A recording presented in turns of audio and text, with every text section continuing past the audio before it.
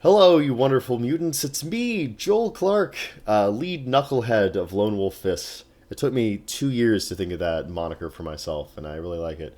My cat is with me in this video. This is actually my girlfriend's cat, but I've adopted it. Her name is Penny, and she is insane. So there may be her leaping around and meowing. Her mom is at work right now, so that's not what I came here to tell you, but just in case you were distracted by the cat, let me give you a little room there, Penny. There you are. Okay, so there you go. Now my view count is octupled easily because there's a cat in the video. Um, but yeah, I have the layout not done, but what I'm calling the pre-flight is done. My first real go at sincerely putting this into one big document. I've had to go through all the different chapters and reorganize them a little bit. I've found a guiding principle of the layout where I'm starting pages and sections off with bold texted areas, and it increased the page count a lot. I'm up to, actually, let me see how many pages this is up to right now.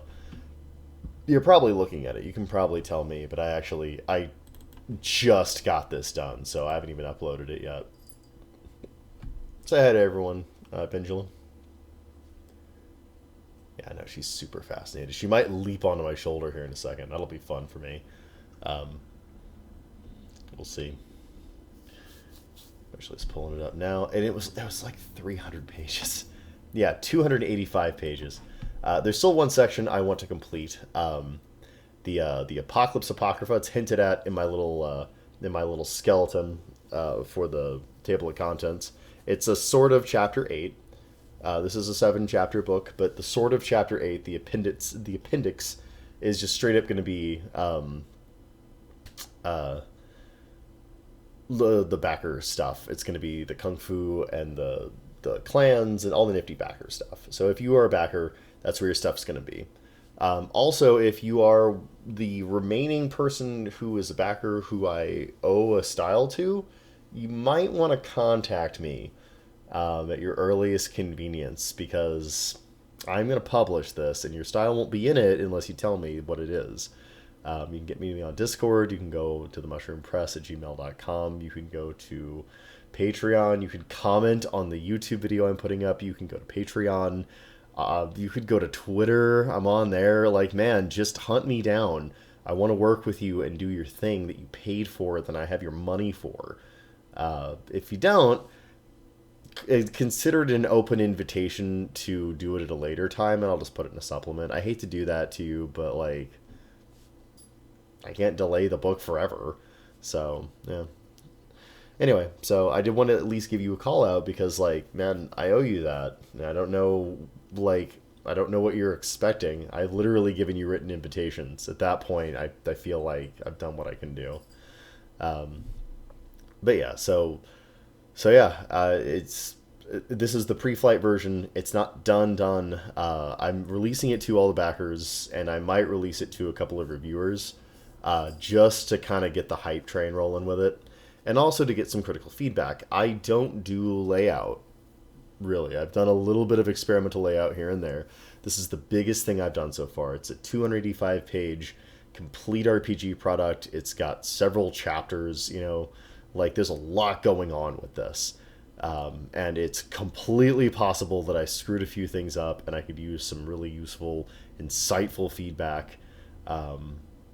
I would appreciate it. I would like this to be as well made as possible and as usable as possible.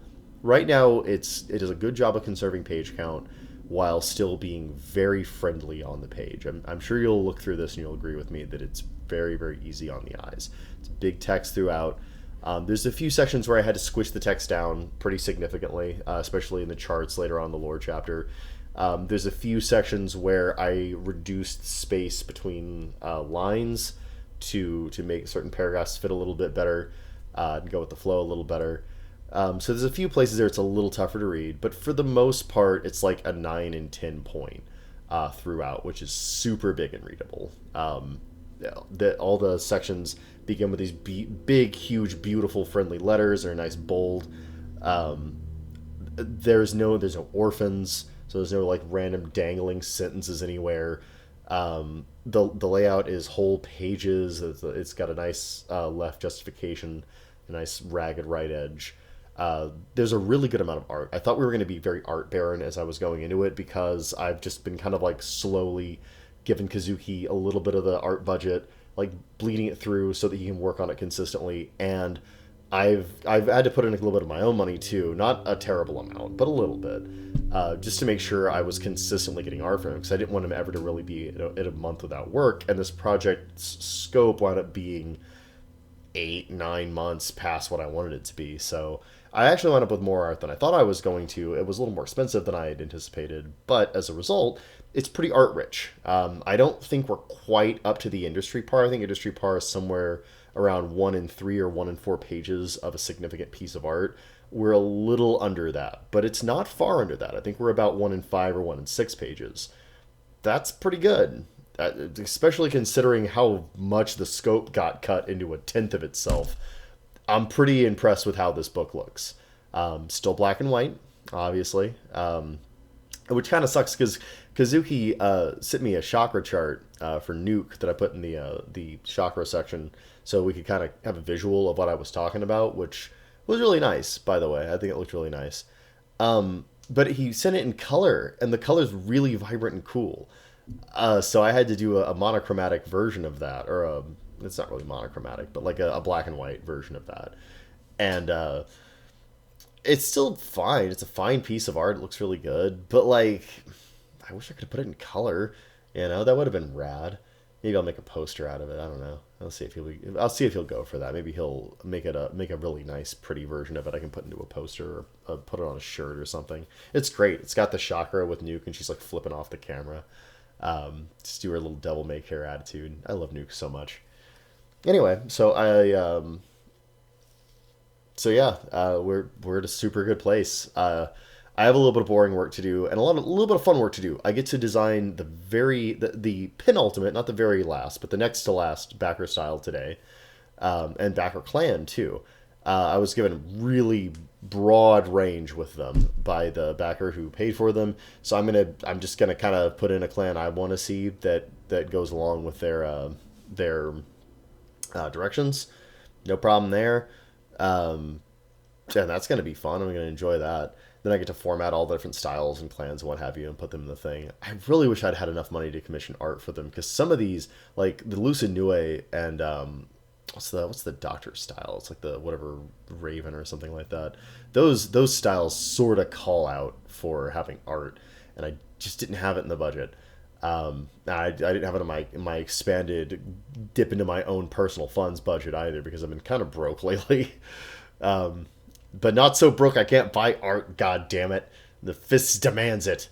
But yeah, they're really cool, and I wish I'd gotten a little more art for them. And the physical, the in-person backer who just handed me a wad of cash and said I want a clan. That guy actually has a pretty cool clan too. So get ready for some fun treats with those. I really like the backer styles, and they're going to look really nice in their little thing. The irritating work I have to do is I have to do all the page XXs, which I don't want to do. I also need to compile an appendix in. I really should. Yeah, I really probably should get on doing that. It's not like it's not really top of mind for me. I'm like, God, it would be so huge. So many things inspired this. But yeah, the page XXs are going to be mind-numbing. And I might want to take another crack at this layout. I really like it. I'm looking at it right now. It looks gorgeous. God, it looks good. Look at that. Look at Nuke punching those motherfuckers on the cover. I love that. I love this cover so much. It's just so damn good. There's that piece by Mike Levin I was talking about. The shiny fist punching that fat guy. I anchored the combat section with that. It looks really, really nice. Man, he's great. I need to commission some more stuff from Mike. He's a fan favorite, and he's a fantastic artist. Yeah, I didn't have any real point beyond just self-congratulatory stuff. Good job, me. You got the layout done-ish. So you guys enjoy that. I'm going to start the hype train with this stuff, and design some styles, and then we'll be back next time with the Page XXs and probably the official release of the PDF. So that's going to be pretty cool. Make sure to tell your friends. I'm going to release it, and I'm probably also going to do an updated version of Blood from God's Eye, likely with much less rules and maybe a little scaled back. But yeah, I'll probably do an updated version of that to go along with it, a little free to play intro adventure, and yeah, over the next couple of months, get ready for a lot of intro adventure things from me. I'll probably do 2 or 3 cool different intro images. We have 7 clans to work with, and I've only really explored 2-ish. I'd love to do like a Civil War thing for the Silver Phoenix. That would be a really cool one to do. I'd like to do a water margin thing with the Golden Lions. I think that would be rad. I would love to do a Mad Max thing with the radioactive scorpions. I'd love to do a Vampire Hunter D thing with the Shadow Vipers. That would be cool. There's just a lot of stuff. There's a lot of potential in all the clans, and I really feel like I could release just free supplement after free supplement, and it just like straight up be like, hey, look, this game can be used to do a lot of things. And once I'm done with a bunch of free stuff, obviously I'd want to start like making the stuff that's worthy of having campaigns written about it, because like I feel like Blood from God's Eye is a really good example of what I want to do for free. I would love to do like little like one-track things that are kind of the equivalent of having like a dungeon or something like that. So you could just get them and just put them in your campaign somewhere as a seed, or just as extra content that you can just kind of run. And I'd like to get good at doing that. And I'd like to have a bunch of them that new GMs who buy this can just grab for free. Like what could all, because I mean the game itself is kind of a toolkit, right? And when you've got a toolkit, it can be really a lot easier to learn if you have an example there that's like, here is how you use this stuff. And if you have several examples, all the better. So I wouldn't mind spoiling you guys for choice. I don't really feel like I need to do anything past like maybe a pay what you want for these, because like I sort of just, I want to write stuff that I'm going to run for it, and I'm going to do it anyway as an actual part of my prep. Now that I've gotten to the point that I know how to do layout and what have you, it's not going to be cripplingly hard to just do my prep and format it a little bit differently and then just put it up on DriveThruRPG or a similar site like that. There's actually like Big Geek Emporium looks like it's a pretty promising site too. I might start putting more stuff up there. But yeah, I look forward to that over the next few months as we roll this hype train out. So it's going to be, PDF is going to be our next update. I don't have a lot of free time until next week. So I may have to, it may be 2 grueling days of Page XX next week, and then the release is what I'm hoping for. I might be able to throw a little bit more effort into that over the next couple of days. My girlfriend's been sick, and I got the kids coming, so that's a maybe. It's maybe cowboy. I don't know. I'll do what I can. It's only me. Sorry. If this paid enough, I could quit my day job. This would be all I did, aside from parent my kids and spoil my girlfriend, which are the only 2 things I enjoy doing in life outside of this. Role-playing games, kids, girlfriend. That's it. I'm a pretty boring dude. But yeah, so PDF finalized and pushed out. We're going to have the official release and everything. I'm going to be hyping the hell out of it. Blood from God's Eye, a new version of that's coming out. Or the same version of that, just like a stripped down, like a little more streamlined, easy to use version with actual, encounter charts in it this time. Sorry about that last time. Excuse me. That's going to be out. And then next thing is going to be the hardback. We're going to get that to backers and get it formatted so it can be sold as a POD on DriveThruRPG and wherever else I can sell that. Obviously, I want to sell it as broadly as possible. I don't have any exclusivity with DriveThruRPG. I like them just fine. They've been a really good company to work with. I know they've had their foibles in the past, but I mean, honestly, like they're really good communicators. Like they're straight shooters. They're really helpful. So I haven't encountered anything that really screws with my business at all with them. They are pretty cool people. I don't have a problem with them so far. But I mean, like, there's a lot of up and comers. I'm really looking at Big Geek Emporium, and it looks like a really promising place. I also tried to do some stuff on oh, what is that other one? Can't remember now. Oh, was it Twitch? No, it wasn't Twitch. It was, fuck, I can't remember now. I've got it up here. My memory is so bad. I'm sorry. What are you? What are you? Waiting for my computer to load. My computer is very slow. I might upgrade that. Itch.io. Itch.io. Not much. I'm gonna be real with you. I've put like a couple of things up there. I did a couple of game jams. Nice. It's no huge thing. I have friends on there. There we go. The cat has decided to come over and say hello. She's a good kitty. Alright, well, the cat is on me now, so I'm going to be here for the next several hours. Yeah, enjoy the PDF. Enjoy the free stuff as it comes out over the course of the next few months. Enjoy the hardback when it finally comes out.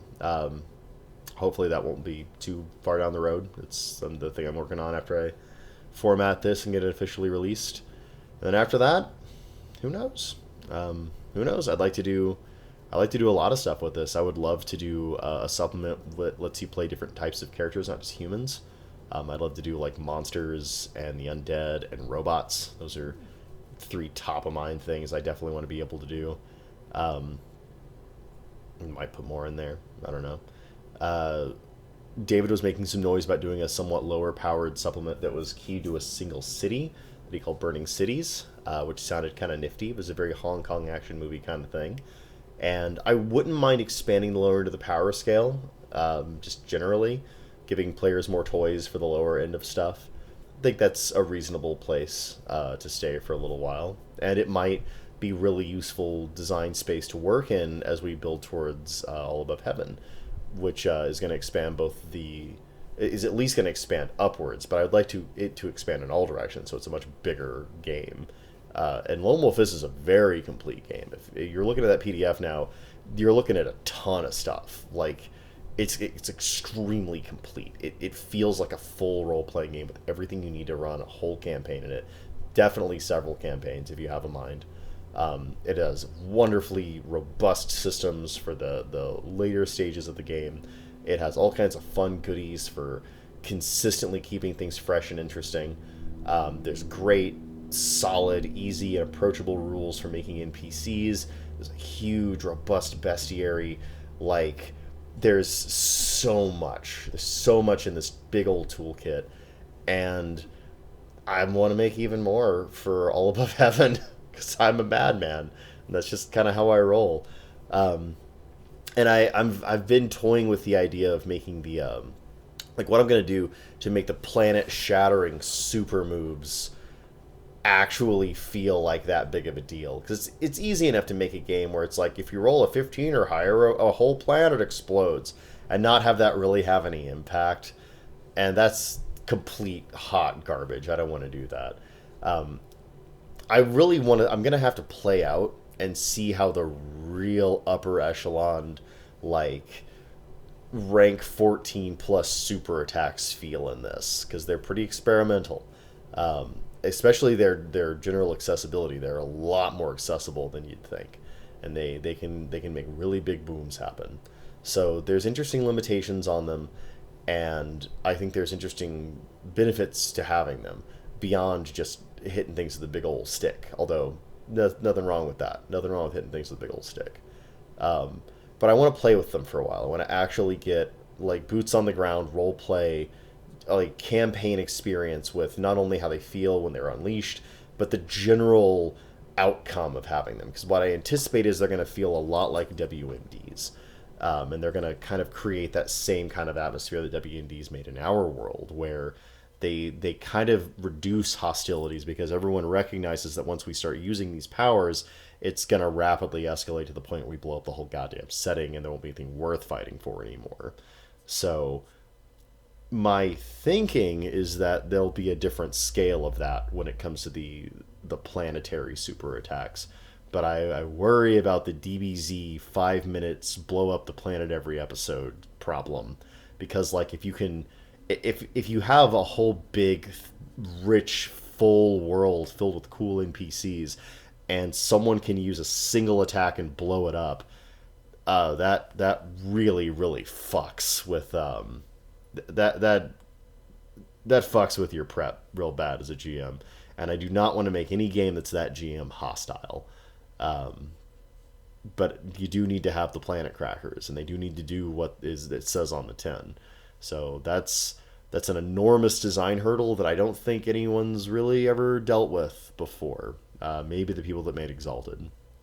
But that's going to be the key that unlocks All Above Heaven. If I can figure that out, then the sky's the limit.